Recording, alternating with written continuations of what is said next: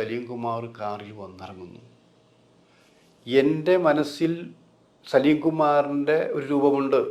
മിക്ക ദിവസങ്ങളിലും ഞങ്ങൾ കാണുന്നതാണ്.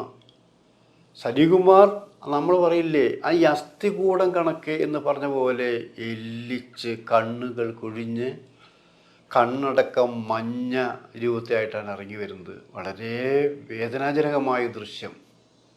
അപ്പോഴാണ് പറഞ്ഞു കേട്ടിട്ടുള്ളത്, ഗുരുതരമായ കരൾ രോഗം, മഞ്ഞപ്പിത്തം പിടിപെട്ട് ചികിത്സയിലായിരുന്നു.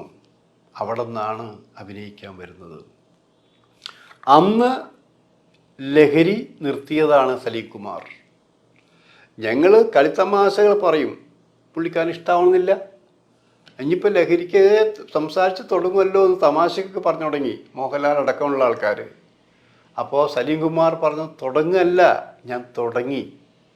ലഹരി ആപത്ത് തന്നെയാണ്, അതിനെതിരെ സംസാരിച്ച് തുടങ്ങി എന്നാണ് 16 വർഷം മുമ്പ് സലീം കുമാർ പറഞ്ഞു തുടങ്ങിയത്. അന്നത്തെ ആ സലീം കുമാറിൻ്റെ പ്രവർത്തനം കോളേജുകളിലായാലും മറ്റു സ്ഥലങ്ങളിലായാലും കിട്ടുന്ന വേദികളിലൊക്കെ പറയാറുണ്ട്. പക്ഷെ ഇതൊന്നും വിനായകന് അറിയണമെന്നില്ല.